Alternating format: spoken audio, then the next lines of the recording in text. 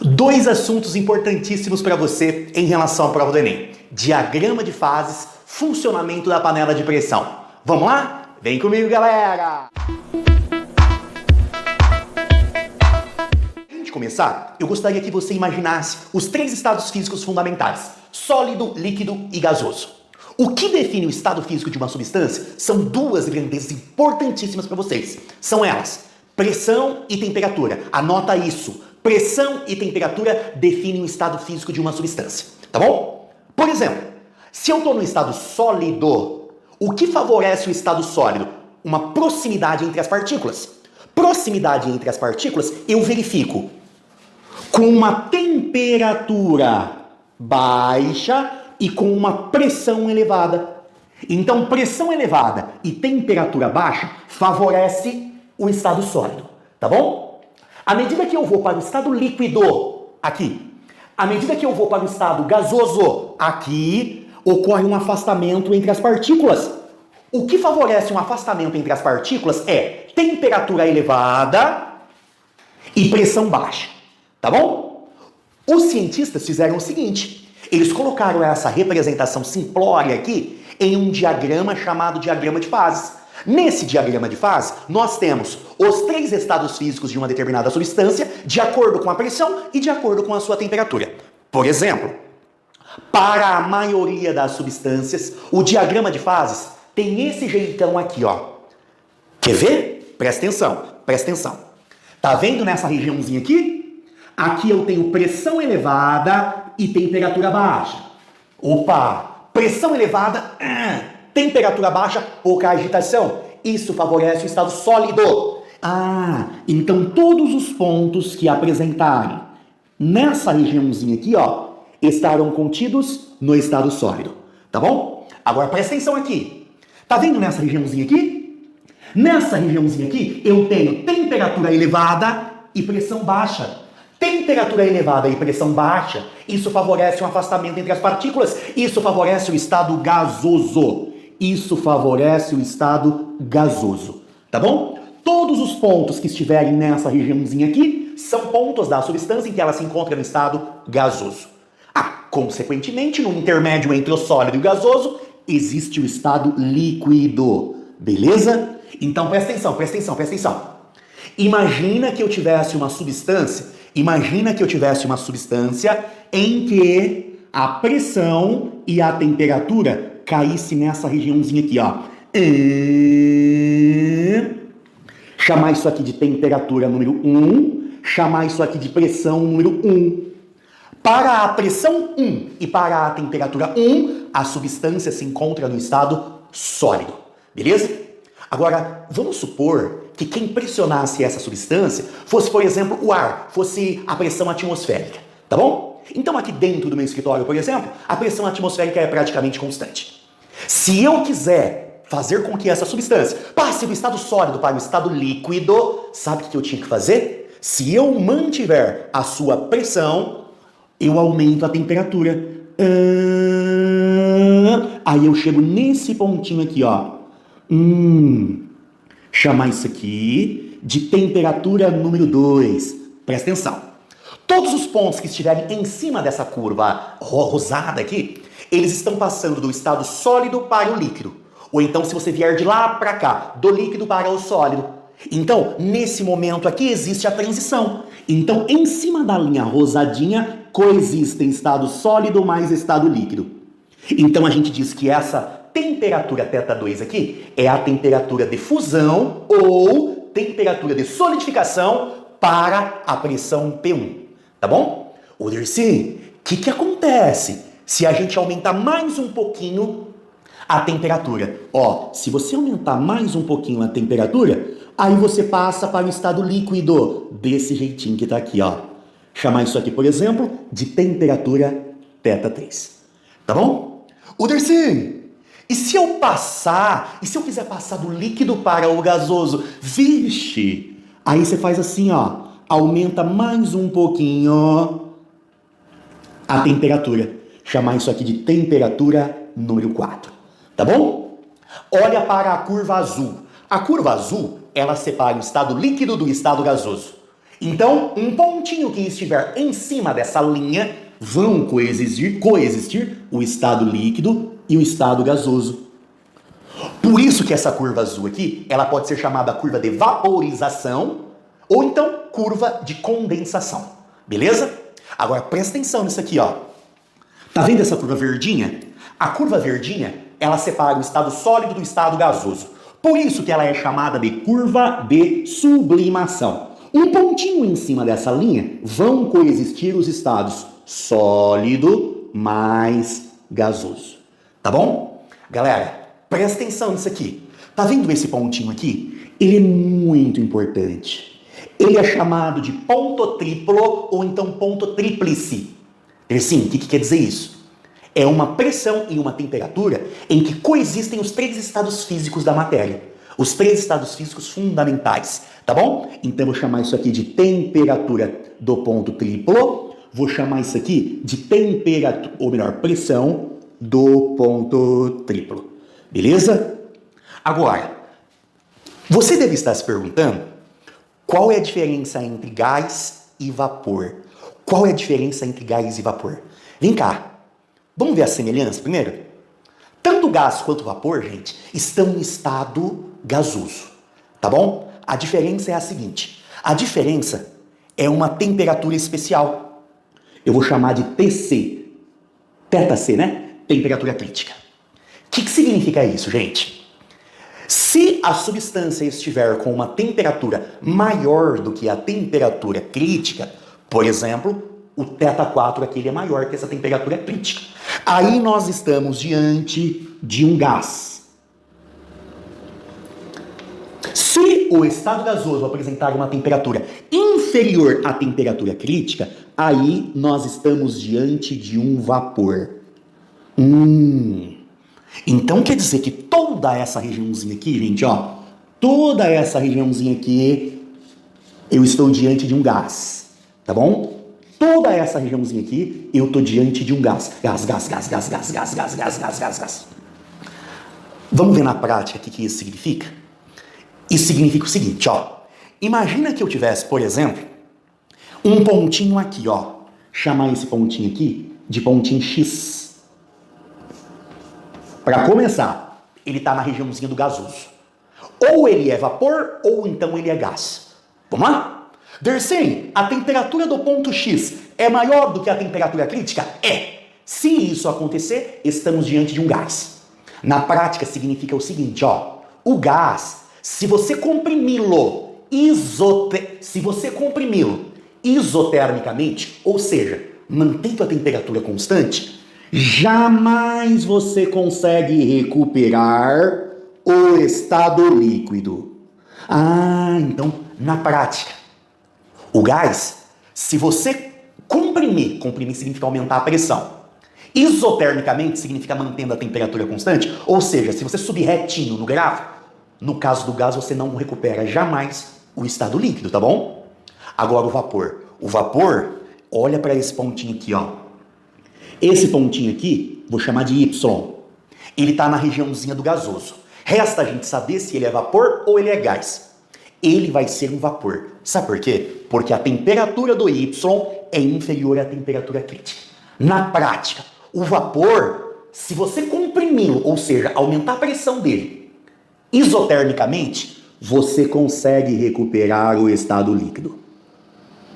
Beleza? Então, por exemplo, sabe o botijão de gás lá da tua casa? A gente chama o material que está lá dentro de GLP, gás liquefeito de petróleo. Apesar de a gente usar essa nomenclatura, ela não é a nomenclatura mais correta. Não, Dercy! Não é a nomenclatura mais correta. Sabe por quê? Se ele fosse um gás, o gás você não consegue liquefazer. Ok? Então, o que teria que fazer para aquela substância lá do botijão virar líquido? Tanto é quando você sacode assim, ó, você vê um barulho de um líquido lá, não é mesmo? Você teria que fazer assim, ó. Você teria que reduzir a temperatura e aí aumentar a pressão para poder se tornar líquido. Ou seja, se sofreu liquefação, então aquilo ali não podia ser um gás. Antes de virar líquido, em algum momento você teve um vaporzinho ali, tá bom? apesar de não ser a nomenclatura apropriada, GLP, gás liquefeito de petróleo, é o que usa aí. Você não vai ser uma ala do contra que vai sair corrigindo todo mundo, tá bom? Beleza? Deu pra entender isso aqui? Tá. Ó, para a maioria das substâncias, vale esse jeitão de gráfico aqui, ó. Tá bom? Existe um pequeno grupo de substância que foge a esse padrão. Esse padrão aqui é considerado normal. Aquilo que fugir a esse padrão é considerado anormal e a substância é dita substância anômala. Alguns exemplos. Ferro, bismuto, antimônio. Tá. Você passa muito bem na tua vida sem nem saber do que se trata antimônio, bismuto. Mas tem uma substância, gente, que é imprescindível para você. É a água. A água, ela tem uma pequena anomalia em se tratando de diagrama de face. Ó, eu desenhei retas aqui para simplificar a minha vida, tá? Mas as curvas aí de diagrama de face são todas zoadas. Mas eu desenhei retas aqui só para simplificar a minha vida, tá bom? Então vem aqui, ó, vem aqui. Enquanto para a maioria das substâncias, a curva de solidificação é uma curva crescente, para a água, devido à sua geometria molecular que você vai aprender lá em química, a curva de solidificação da água, ela é decrescente. Tá bom? Então a anomalia da água tá aí. Dercy, o que quer dizer essa anomalia? Deixa eu te explicar. Imagina que lá no shopping da tua cidade chegou uma pista de gelo, colocaram uma pista de gelo para patinação. Tá bom? Sabe qual que é a pressão lá do shopping, lá da tua cidade? 1 atm. Sabe qual que é a temperatura que deixaram o gelo lá da pista de gelo? Menos 5 graus Celsius. Então, peraí. 1 atm tá aqui. 1 atm tá aqui. Menos 5 graus Celsius, faça de conta que tivesse aqui. Assim, ó. Vou colocar graus Celsius aqui para facilitar a minha vida. Tá bom? Deixa eu colocar um pouquinho mais para cá. Assim, ó. Colocar assim, ó. Colocar 0 aqui, ó. Tá? Então, peraí. Quando eu tô com água a 0 graus Celsius em 1 atm, o gelo tá prontinho. Tá em iminência ali, né? De começar a mudar o estado. Tá bom? Como a pista de gelo lá da tua cidade, ela tem uma temperatura um pouquinho menor, então eu tô aqui, ó. Água na fase sólida. Firmeza, gente? Aí acontece o seguinte, você veste o patins. O patins, você lembra que ele tem o patins do gelo, né, obviamente. Você vê que ele tem uma lâmina bem fininha de ferro? Ou sei lá que metal que é aquele? Sabe por que a lâmina é fina? Porque quando você pisa sobre o gelo, lâmina fina, você aumenta a pressão sobre o gelo. Então, olha que louco. Esse aqui tá o gelinho no estado sólido. Você passou em cima dele, você aumentou a pressão, gente. Meu Deus.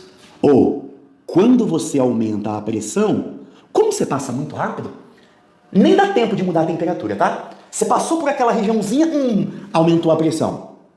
Aumentou a pressão, a água passou do estado sólido para o estado líquido. A aguinha lubrifica a lâmina do patins. A lâmina lubrificada escorrega. E se a lâmina escorrega, diminui o atrito. Aí a sua velocidade, ela fica legal, fica uma velocidade significativa. Depois que você passou sobre aquela regiãozinha, a pressão volta a ser a pressão atmosférica.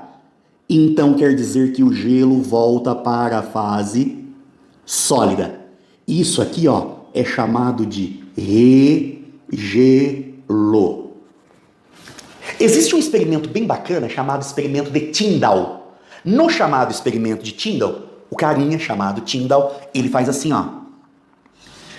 Tá dando pra ver aí, gente? Tá. Ele pega um blocão de gelo e amarra uma cordinha assim, ó. E amarra uma cordinha assim, ele coloca um pezinho aqui desse lado e coloca um pezinho lá do outro lado. Tá bom? Como essa haste metálica, ela pressiona a pedra de gelo, aumenta a pressão, o gelo vira água líquida. A água líquida é molinho. Aí sabe o que acontece? O cabo de aço desce. Quando o cabo de aço descer, a pressão em cima dele, daquela aguinha que derreteu, volta a ser a pressão atmosférica. Aí ele congela novamente. Aí sabe o que acontece de novo? A cordinha pressiona o gelo que está embaixo dela. Aumentou a pressão, vira líquido. Vira o líquido é mole, a cordinha desce.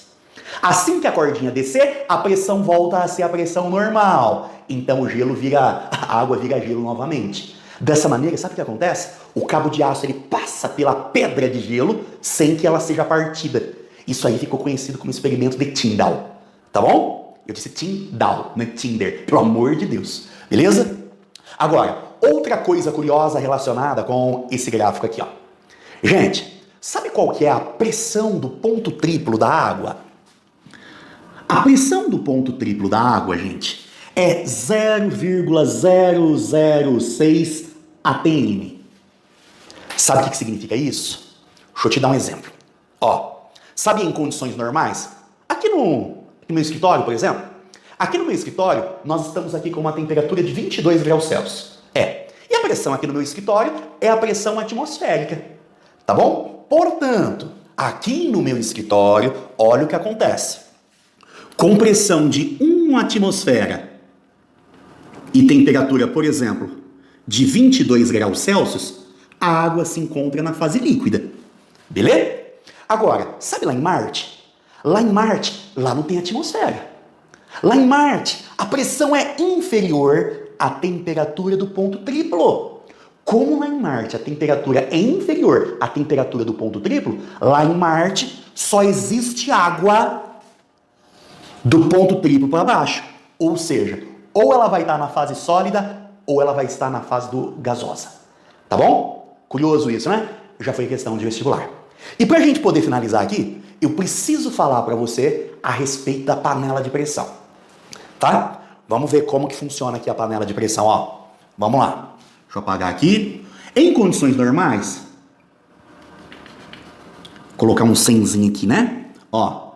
Em condições normais, ou seja, ao nível do mar, a pressão de 1 atmosfera, a água começa a passar da fase líquida para a fase do vapor a partir de 100. Tá bom? Isso ao nível do mar. Aí você faz assim, ó. Você coloca o feijão dentro da panela contendo água. É a água quentinha que vai cozinhar os alimentos. Bom, quando você atingir a temperatura de 100, sabe o que vai acontecer? A água vai começar a passar do estado líquido para o estado do vapor. À medida que começa a aumentar a produção de vapor, sabe o que acontece lá dentro da panela? A pressão aumenta. Por exemplo, a pressão vai de 1, vou chutar aqui, para 1,3.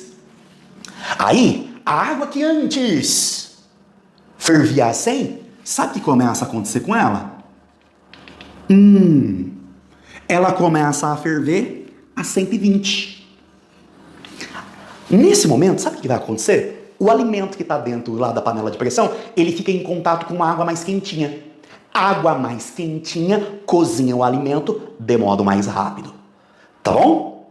Agora, existe um controle para a pressão dentro da panela. Esse controle é feito por aquela valvulinha que começa a fazer... Ó, para determinado valor de pressão, a panela tem um valor de segurança. Se esse valor de segurança for atingido, esse valor de segurança é tal que empurra a válvula para cima. Quando a válvula da panela de pressão é empurrada para cima, o excesso de vapor é liberado. Aí existe um controle da pressão interior da panela. Tem gente que fica desesperado. Tem gente que pensa assim, ó, a panela começa a ferver, a panela começa a expelir aquele vaporzinho, a pessoa sai correndo. Não, isso é um bom sinal. É sinal que a panela está funcionando, tá bom? Então quer dizer que ao aumentarmos a pressão de vapor lá dentro da panela de pressão, você aumenta a temperatura na qual a água passa para o vapor. E isso faz o alimento cozinhar mais rápido. Essa é a função da panela de pressão, tá bom? E outra, depois que a panela de pressão atingiu a temperatura com a qual a água começa a vaporizar, você pode até diminuir a potência do fogão, porque enquanto 100% da água ali dentro não mudar para o estado do vapor, a temperatura não vai variar. Então você pode até diminuir a potência do fogão. Interessante isso, né? Beleza?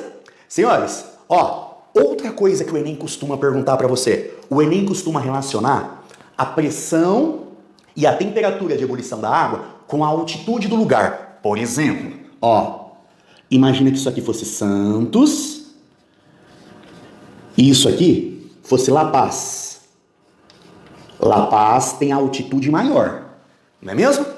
Olha o que acontece, ó. A pressão atmosférica, gente, é a pressão devida ao esmagamento que o ar faz sobre a gente. Em Santos, a altitude é menor, então a coluna de ar lá em Santos, sobre as nossas cabeças, é maior. Então a pressão atmosférica lá em Santos é maior. E se a pressão em Santos é maior, a água em Santos vai começar a ferver numa temperatura maior. À medida que eu vou para La Paz, o tamanho da coluna de ar sobre a minha cabeça em La Paz é menor. Isso significa que a pressão atmosférica em La Paz é menor. Então a temperatura de ebulição da água em altitudes elevadas é menor. Quer ver? Vamos anotar isso? Vamos chamar isso aqui de A, vamos chamar isso aqui de B de bola. A pressão em Santos é maior. Então PA é maior do que PB. Como a pressão sobre as moléculas de água lá em Santos é maior, para a gente conseguir fazer essa água passar para o estado do vapor, eu tenho que atingir temperaturas maiores. Por isso que a temperatura de ebulição da água em Santos é maior. Só para você ter uma ideia, em Santos, a água ferve, pressão de 1 atm, a água ferve em torno de 100. Lá em La Paz, onde a pressão atmosférica é menor, a gente não precisa atingir uma temperatura tão grande. Em torno de 84 graus Celsius, a água já começa a ferver lá. Beleza? Gente, capricha nesse assunto. Assunto importantíssimo para a prova do Enem. Beleza? Bons estudos para vocês. Tô saindo aqui para você tirar um print daí. Valeu, galera. Até mais. Tchau, tchau.